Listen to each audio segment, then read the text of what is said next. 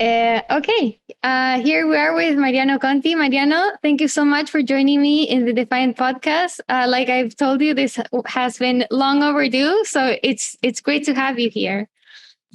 Thank you, Cami. It's truly great to be here. Yay. Okay, so for those who don't know him, Mariano Conti is the former head of smart contracts at MakerDAO. He has been very active in Ethereum and DeFi for the past, since like 2017 around? 2016, actually. 2016, and is now also still very active in the space as an investor in different Ethereum and DeFi projects, including the Defiant. I might add disclosure here.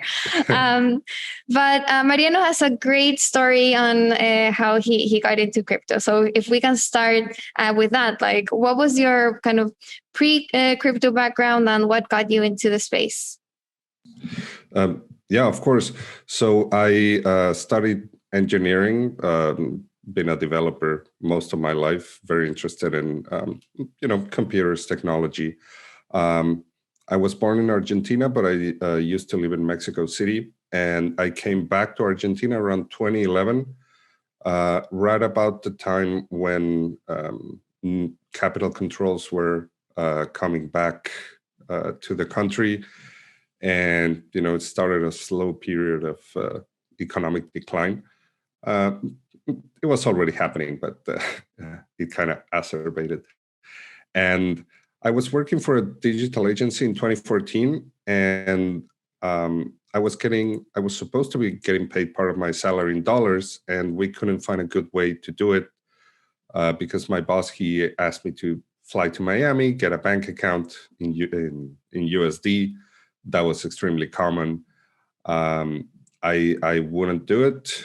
I didn't have the time, and because the government, we had one exchange rate in USD, the official one, and then we had a parallel one that an informal exchange rate. And of course, the government would want to take your dollars and exchange it at a very bad exchange rate. So black market of sorts was created. And so I had no good way of doing that, of, protecting my savings. And my boss said, how about I pay you in Bitcoin? And down the rabbit hole I went. I investigated. I said, okay, sure, pay me in Bitcoin. And that was 2014. So that was my first foray into crypto. And of course, we discovered Ethereum in 2015 and went all in. We figured that was the next, we were using Bitcoin as what it does best, right? The stores of value, but nothing else. And when we found Ethereum and we said, oh, programmable money, the possibilities are endless. So we slowly tried to join the community, the ecosystem, and we found Maker in 2016. And I was lucky, to start there as a developer back when there was no DeFi, no anything. It was just a few teams building and figuring out what could happen. And when I joined Maker, we were like 10, 12 people. And it would be a year before releasing, single collateral DAI. And to me, marking the beginnings of decentralized finance, right? So that's like, in a nutshell, my journey through DeFi. I stayed at Maker for 4 years, up until like August 2020. I helped with the oracles, helped with single multi-collateral DAI. It was probably the best period of my life. And after 4 years, I said, let's try something different. And I just became an angel investor in the ecosystem. I help out projects when I can. And I'm just a fan of Ethereum and DeFi and this community, and just try to stay active and around everybody. So great. So let me go back to a few points you made. The Sure. first, so you started earning in Bitcoin around 2014. And I think, there are many people listening who might not have all the context of, what was happening in Argentina and what is still happening in Argentina that made it attractive to you to be paid in Bitcoin. So what's the situation there for like normal Argentines and also like people in other Latin American countries like Venezuela that makes Bitcoin attractive? Yeah. The first one, of course, is inflation. We have, and I'm going to describe what's happening today, which is still very similar to what was happening in 2014, but I don't remember the exact numbers in 2014. So right now in Argentina, we have around 50% inflation. The government says that the peso, you can buy $1 with 100 pesos, but that's a made-up number. That's a made-up exchange rate. The actual number is closer to 160. So, it's this is of course due to forced capital controls and things like that. I cannot legally buy more than $200 a month for savings. Anything other than that, then I have to go through different tricks and market things. And one of the things that I can do is buy DAI or USDC or LUSD to protect my savings. And that is what so many people in countries like Argentina do. They just want to protect their savings against, a depreciating currency. And what they do is try to acquire dollars. That is, mostly the easiest way that somebody can protect their savings. So they buy dollars, and the government does the opposite. They try to prevent normal citizen from buying dollars because they want to have a strong, strong-ish as they can local currency. So it is always a tug of war, right? The government prevents the users from, the people from purchasing dollars, and the people find ways to do it. So Bitcoin was the perfect way, even because even if it was, volatile, and it still is, it gave you a way to, denominate your savings in something else. And the transparency, the ease of, relatively speaking, the ease of transferring to somebody anywhere in the world, that became attractive to at least talking as an Argentinian to a country and people at first very technologically minded that have always been looking for, alternatives. So that's why, there was a big Bitcoin community early on, a big Ethereum community, a big DeFi community in Argentina, is because what we're always trying to do is protect our life's work and our investments and our savings accounts. So to people who maybe don't know my own story, I lived in Argentina as well in this same time when you were like first earning Bitcoin, between 2012 and 2015, 2016. And to me, it was crazy how kind of ingrained in society the dollar concept was, and kind of this parallel exchange rate. Like there was the official exchange rate, but everyone knew that was just like a made up number because you couldn't actually buy dollars at that exchange rate. You had to go to the black market and go to a much higher exchange rate. And it was just like such a normal part of Argentine culture, the black market, which is actually the blue market. It's called dollar blue. And like taxi drivers, like everyone you talked to knew the exact exchange rate for the dollar at any given day. Like it's like that kind of part, like prevalent part of life. I'm wondering if that's been the case with crypto. Like I know back then when I was there in 2013, Bitcoin wasn't so well known. Like it was kind of a part of this like niche group of people, but it wasn't like taxi drivers were talking about Bitcoin. Is that different now? Like is it more? Has it gained just like more adoption? So it has not as much as I would have liked either. What actually has captivated a lot of people's minds and airwaves are stable coins. That we do see a lot in in the papers, on TV, even in around the city, plastered in walls everywhere. Really?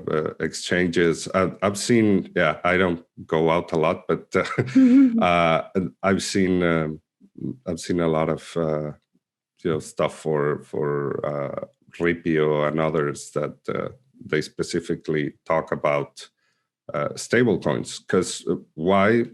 Because they're coins pegged to the US dollar, and it's just like I said, it's another way for us to acquire dollars. And just like you said that taxi drivers, they would know exactly the exchange rate and things like that. Now a lot of people are using stable coins for the exact same purpose. Since you come into some money, you want to exchange it for dollars because you know that holding pesos, you're already losing money every day.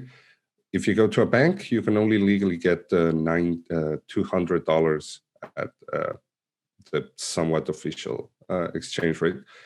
But other than that, you're left to acquire them in the blue market. And people have been using stablecoins more and more. Maker did big push to make its way to Latin America, and especially Argentina. And it's not my favorite, but a lot of people use USDT, especially on other cheaper blockchains, right? Than Ethereum, which may not be as decentralized, but I can't expect somebody here to pay fees of whatever, 5, 10, and a couple of months ago, $100. So yeah, people have found stable coins and they use them and they save in them, and now slowly they're also earning yield in them. Interesting. I definitely want to touch on this point, given the big news today with El Salvador and Bitcoin. But I also want to go back to something from your story. So you were earning Bitcoins, then you discovered Ethereum, went all in on Ethereum. So that means that you asked to be paid in ETH rather than Bitcoin? I was still getting paid in Bitcoin, if I remember correctly, but I was exchanging almost everything for Ether. Yeah. And then when you started working for MakerDAO, I want to hear your story that I included in my book.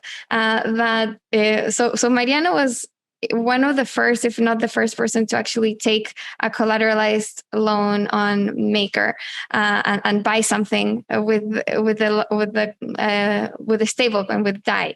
And that's basically, this concept of collateralized loans and borrowing is the foundation of how DeFi is built today. So I think that this is just like such an interesting piece. So if you can tell it.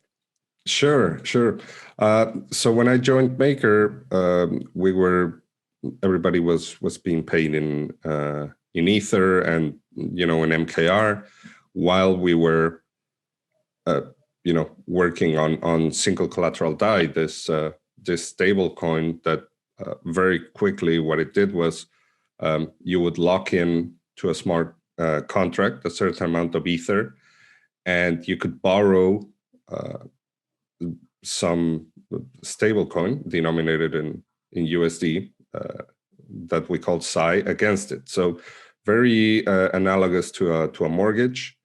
You would lock in something of value, which was Ether, borrow SAI, and then you would repay it at a later date along with a little bit of interest. And this was all done via smart contracts and an Oracle, and it worked great. We launched it, I think it was November 2017, and immediately everybody at Maker, we started getting paid inside, because even a previous version, an alpha version, we were already getting paid in that.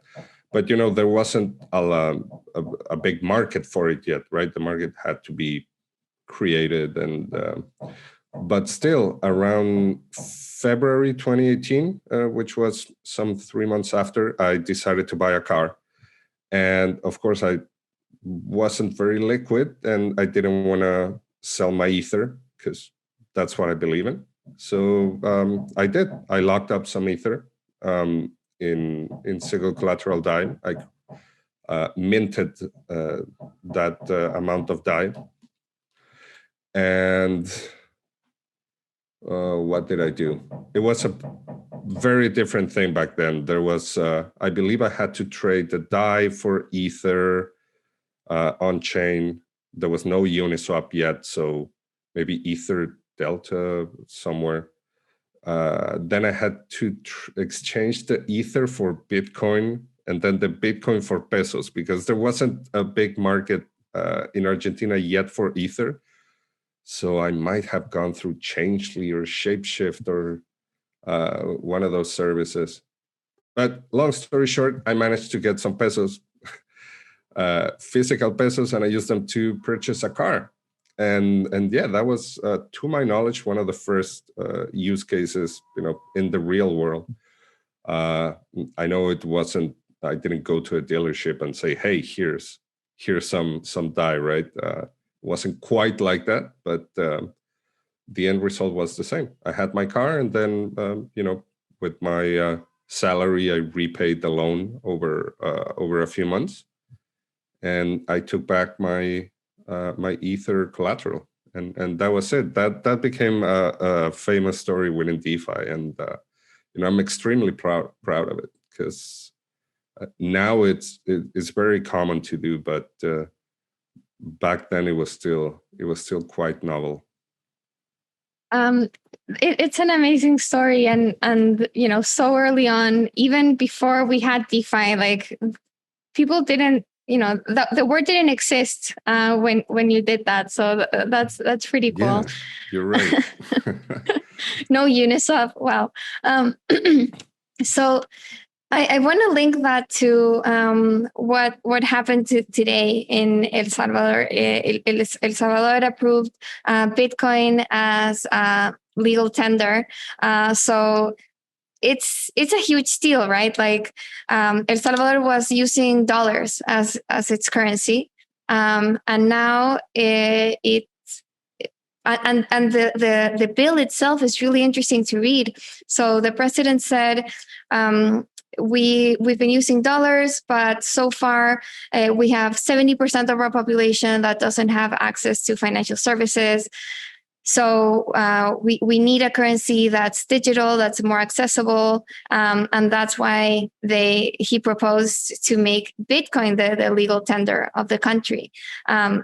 This is huge. This was just approved today. So as someone living in Latin America, who your story with earning in Bitcoin and then ETH, and dealing with all the issues in the region, I'd love to hear your thoughts on this development. Like how important is it, and what do you see happening? Like what are like some of the consequences that you think El Salvador will see as a country? Yeah, I was there yesterday, along with probably half of crypto Twitter, listening to the Twitter Spaces, first with the president's brother of El Salvador, and then the president. They were talking about the bill as the bill was being voted on. So yeah, first off, it is quite a very big deal, right? Bitcoin started 2009, 2010, and 11, 12 years later, you already have a sovereign state making law about it, saying it's legal tender. It is huge. It is huge. I think it legitimizes some of the things that we do, in crypto every day. I don't know if Bitcoin, when I discovered Ethereum, I mostly left Bitcoin behind because as an engineer, I just find Ethereum more interesting. There's more to do. Bitcoin has that, what people say is the soundest, economic proposal. There's only going to be 21 million. We don't change things as much as Ethereans do. So they have that Bitcoin is money thing, store of value. To me, I think it's going to be difficult actually using it as legal tender, as a medium of exchange, just because we've all tried to use it, and it is not simple to use, right? It's Ether as well. It's complicated to use as a medium of exchange. It's a token that it's a currency that fluctuates a lot in value. I was very lucky, that I started in 2014, and my time horizon was in the years. So I got to see the currency go up a lot. But I know a lot of people who went through my exact same story, only they began earning in Bitcoin in 2018. So they caught the highest price, and then they saw a crash of 80, 90%. So to me, I think we need to realize what Bitcoin and cryptocurrencies are good for. And just from experience as an Argentinian, I think El Salvador would be it would do a lot better, since they're already dollarized with, things like stable coins and, easier payment methods, and giving everybody a hardware wallet to all the unbanked. I know that's probably not as, it's even more utopic than what they're offering. But you know what? Let me try to stay optimistic. This is truly a big day, right? Our magical internet money is already legal tender in El Salvador. I think it's amazing. I think it's going to pave the way for everything else that's coming, legitimizes what we're doing. But I still think that it's going to be complicated, right? I read the law. One of the things says that every merchant is going to have to accept Bitcoin. Everybody was up in the air like, oh, this is like anti-libertarian because it forces. And then I was telling them, guys, this is Latin America. This will probably take years to, they're going to say, okay, you have 5 years to be able to do it. And I don't know, I've seen that everywhere. It's like new technology comes in, everybody's enforced to accept it. And then in practice, they can't do it, right? So they give you extensions. I don't think if I go to El Salvador next year, I'm going to be able to, what the president said in the Twitter Spaces, to buy an ice cream with Bitcoin. And then, even then, how would you do it, right? Using Lightning, I haven't seen anything interesting come out of Lightning. It's a complicated technology to use. So that's what I would say. Happy that it happened. It's, it's going to be a trend, but I don't know if Bitcoin is going to be the right way to do it. So do you think that El Salvador will be a good experiment for other countries to look at? And maybe they'll say, okay, crypto was the right decision. Maybe, maybe it made transactions easier. It maybe improved access, but the implementation of actually using Bitcoin for purchases, for pricing items, for making small transactions, in person, where you need to wait for a confirmation, which I don't know how long it takes, minutes, right? Yeah, Bitcoin's usually 10 minutes. 10 Lightning minutes. Network is probably less, but right. I admit I've used it once a long time ago. Okay. So, using the Lightning Network, which is, very, very cumbersome. So maybe other countries will look at this as a case study and take it as a lesson learned to maybe say crypto was the right decision, but maybe not Bitcoin. Maybe a stable coin will be more suitable as legal tender for an entire country to use than something as volatile as Bitcoin or even ETH, right? Yeah, ETH is, it's volatile as well. And a country like El Salvador, where their currency is already the US dollar, I think is primed for something like a stable coin, for example. On the other hand, it would be so good having countries have some of their balance in a cryptocurrency and a public one. Give me a Bitcoin, give me an Ethereum, that I can go into a block explorer and see what they're doing, with the money and where they're spending it. We often talk about cryptos as, well, we can pay, we can use, and we forget that one of the main things is, transparency, that we have an open ledger that everybody can go in and look and see what happened. And who better to abide by an open ledger, that a Latin American government. That would be be good to see. Yeah. We could keep them more accountable. Definitely.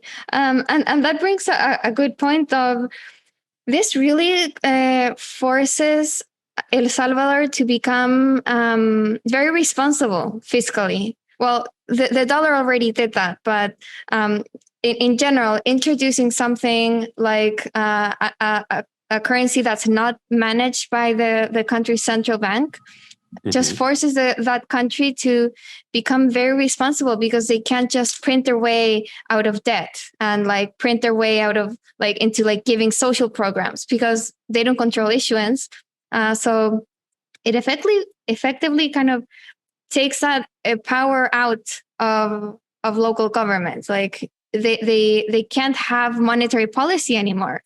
I wonder, that takes a lot of courage, I guess, for a president to just say, okay, we won't be having any monetary policy. We won't try to affect the economy with issuance or rates or anything like that. I wonder how that can even work. I mean, for maybe, I don't know, other countries. Yeah, I mean, at least internally, the guy still has, the military and things like that. So he's gonna keep order inside his country. I want to see what happens, of course. Yeah, but like you say, outside. But and I don't want to talk about things that I 100% don't know about. But I mean, with El Salvador being already dollarized, he kind of doesn't even have that for the past, almost 20 years, right? Since it was dollarized, and it was 2003, somewhere around those. I don't know. It certainly will be an interesting experiment. In Argentina, we had something similar, but not quite. In the 90s, we also dollarized the economy, but we still had the Argentine peso, right? It was just pegged 1-to-1 to the US dollar, like if it were a stable coin. And of course, like one of the I was gonna say a bad word. I'm not gonna say it, but like a bad stable coin, it lost the peso lost its peg with the US dollar, and it went from being 1-1 to being maybe the 3-1 or then 4-1, and now of course 160-1. But while it lasted, yeah, but I don't know. They're different situations because here we did have a second currency, and from what I understand in El Salvador, they don't anymore. That's why I don't want to get too much in things that I don't understand. But like you say, I think it's interesting having legal tender in a currency that you cannot control. You cannot print the problems away, right? It is exciting. It happened really fast also. Yeah. Today is June 9th when we're recording this. It's a Wednesday. The laser eyes was on Monday or maybe over the weekend? I think Sunday, but it happened like over the course of a couple of days where El Salvador, like the president went to like going on Twitter, being all about Bitcoin, proposing the bill and then passing the bill. It was like just a couple of days. It's crazy. That also tells you from a couple of people from El Salvador that I talked to briefly that, he is a little bit of a strong man inside his country. And, he has, I believe, a super majority in Congress. And some of that may have been, the typical Latin American, strongman tactics of not quite dictatorship, but I'm gonna do what I think is best for my country, and I don't really care how I do it. I'm gonna get it done. That's a good point. I hadn't kind of thought of that. You're right. It was really quickly, and it does kind of highlight, how much power this president has to have in the country. So together with El Salvador, a few other Latin America politicians also came out with different announcements. There was, let's see, there was in Mexico a proposal for a legal framework in Bitcoin. In your own Argentina, a congressman just flashed laser eyes on Twitter. Paraguay, Panama, Brazil, Colombia, each one had some sort of Bitcoin or crypto related announcement. It looks like El Salvador really started this wave of Latin America adopting crypto or wanting to, or I don't know, what are your thoughts there? How real is this new wave? Do you see other countries following suit, or is it just for publicity? What do you make of this? I think it's mostly for publicity. The few that I've seen, I went to a couple of their websites. I look at their Twitter. I saw what their political affiliations were, and then I'm not hopeful. I think for most of them, it's just going to be hey, I'm jumping on the Bitcoin bandwagon, the laser eyes, and here, look at me. And then I think mostly it's going to fade out. But the good thing is when you say if Latin America is going to adopt crypto more, we have, and them, a lot of these stories. Latin America has already adopted a lot of crypto in ways that are meaningful, and in a lot of ways that respect the cypherpunk ethos that Satoshi believed in, right? To me, yeah, sure, everything, these are all great news, and congressman from Argentina put laser eyes, but that to me does I'll tell you the truth. It does absolutely nothing. Does absolutely nothing for me. On the other hand, the news and a tweet that we saw the other day of somebody renovating their house because they sold the uni airdrop, that to me means everything. And that to me means crypto adoption in Latin America and elsewhere. I saw students in India who were able to pay for university out of the uni airdrop, the pool airdrop, the Gitcoin. There's so many now. Yeah. The Gitcoin now, that is incredible. That Gitcoin, I'm a friend of Kevin's, but and I donate every round. But let me tell you, that's going to be a huge, huge business. I never tell anybody what to do with their money, but I did tell a couple of friends, like, keep this one, like, please, if you can, like, keep it, because it's going to be huge. Those are the things to me that signal real adoption. Everything else, sure, it's nice. I don't think it's going to happen in Argentina. In fact, like I told you at the beginning, this is a country that puts restrictions on commerce. It puts restrictions on free trade. It limits what their citizens can do. And Bitcoin and cryptocurrency are the exact opposite, right? They're freeing. They're meant to give you more choices, to be transparent, to let you transact with anybody, to let you save in whatever you want. And it's not compatible, at least with the current government in Argentina, right? And in a few other countries in Latin America as well. It's like I see somebody putting laser eyes and then, voting for all this restrictive economic laws in my country. It's like, it's not compatible. And I don't believe that you're doing this for anything other than publicity, because I've seen your voting record, right? And then just for this podcast, I tried to research a little bit, right? But I looked into blockchain in Argentina, at the federal level, grants, things like that.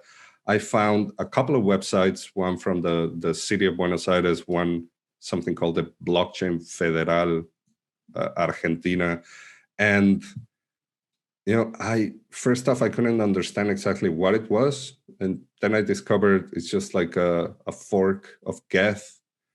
It's kind of like a private Binance, but run by somebody from the government or maybe a third party. And that is all that I discovered. And then I said, I cannot take this seriously in a country where you have, Open Zeppelin was founded here. RSK, I don't do much Bitcoin, but RSK was founded here. It is big. We have Decentralized. We have Decentralized. So much Bitcoin and Ethereum and DeFi community here in Argentina. And then I go to these websites and I don't see anything like that. I don't see anybody who's talked to even one community member here, a founder of one of these companies. So, yeah. Crypto and government, I don't know. At least in Latin America, at least in Argentina, I don't think it's gonna happen. The adoption is there, growing every day. But so it looks like, and I totally agree that crypto adoption is going to happen from the ground up. Like, it's going to come from the people, from the communities there. It's going to be a grassroots movement. It's not going to come from the top down, from the governments telling, kind of allowing people to use this technology that's supposed to be permissionless anyway. Like, we don't need Latin America governments to allow Latin Americans to use crypto and DeFi. Like, they can do that without their permission. I mean, that's kind of the very point of this, right? Exactly. And that is what makes this technology powerful. And that's also what, at least to some countries and some governments, they find scary. So of course, they're going to regulate it as much as possible. And then we'll see. I think what happened in El Salvador was unique because of the country, the current economic situation, everything. Like the stars aligned. I don't know if we're going to see things as quickly in other countries. I might be wrong. And even then in El Salvador, it's very different passing a law and then, having implementing. to get millions of commerces connected and having everybody use their own. Well, one thing I did like, they asked the president and he said anybody could use their own wallet. I thought that was good. Then other things were a little bit murkier, or I didn't quite understand. He said there was going to be 150 million treasury in USD, and that was going to be used to buy BTC from merchants who didn't want to take on the price risk. And, I would buy in Bitcoin and it would automatically be converted to US dollars, and they would have a fund to do that. But then he didn't mention what they were going to do with the fund, if they were going to keep the portion in Bitcoin or not. I don't know. We're already making futurology about something that happened last night. It's interesting. Yeah. But it's going to be good to follow. Definitely. No, I agree that this was, all of the specifics around El Salvador made this easier. The fact that it already wasn't using its own local currency, that it didn't have its own monetary policy, that it was using the dollar. So between using kind of a currency that's being governed by the United States and using a currency that's governed by a network of nodes, it's a leap, but it's not that far-fetched as having a country with its own currency do that. So maybe this was kind of the transition from having that happen someday, maybe. But like you said, in the end, meaningful adoption will come from the people themselves, not from governments. I completely agree, especially in Latin America, which tends to be, and it's getting more and more centralized and authoritarian, unfortunately. For the last few minutes, I want to talk about the current market in DeFi. You're very tuned in, obviously, so I'm really curious about your thoughts.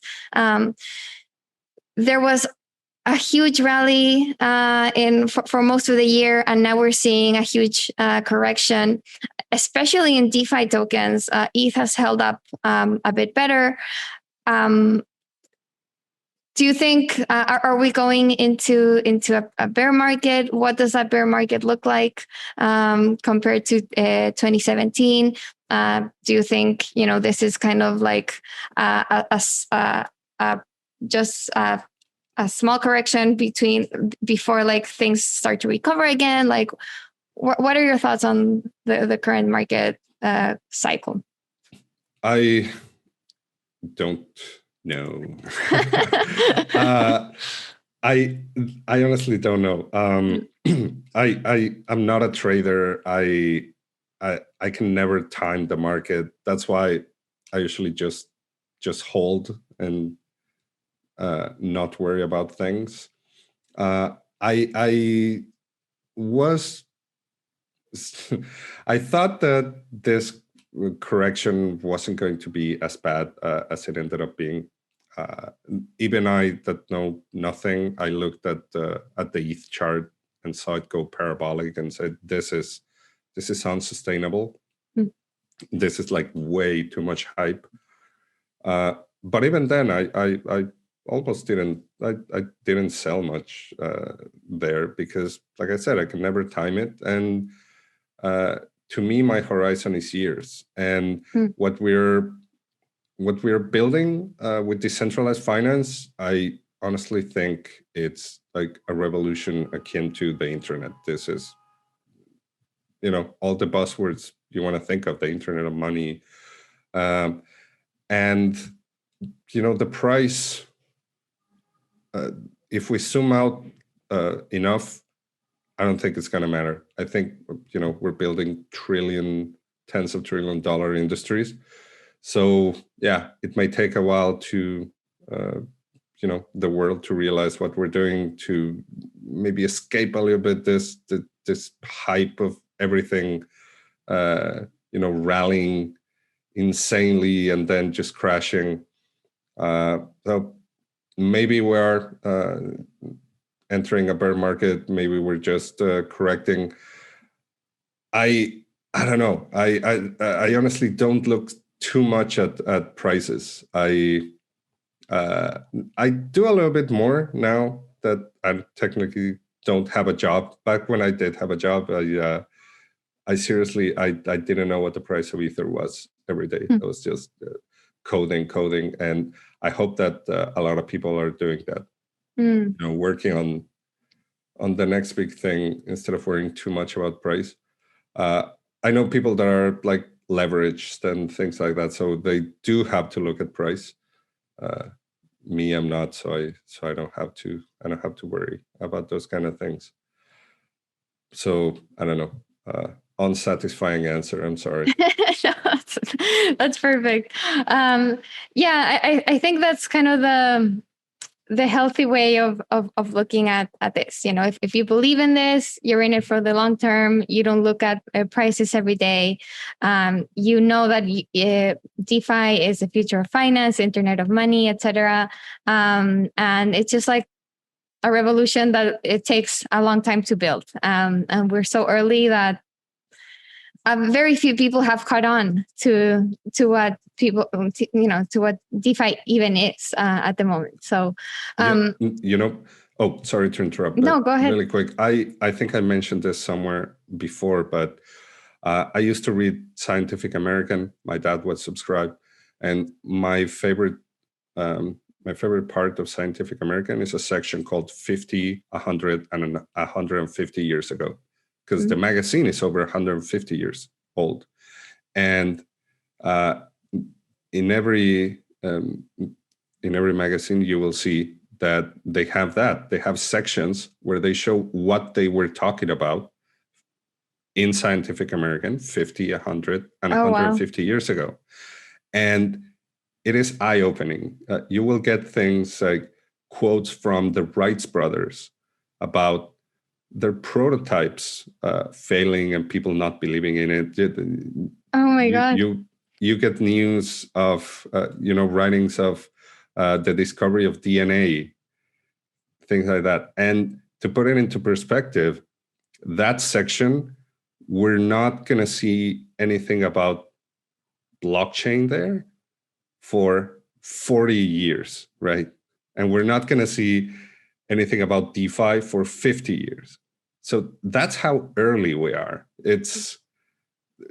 When we say we're early, we say it, right? But with that analogy, I hope that you really believe that we're in the incredibly, incredibly, incredibly early.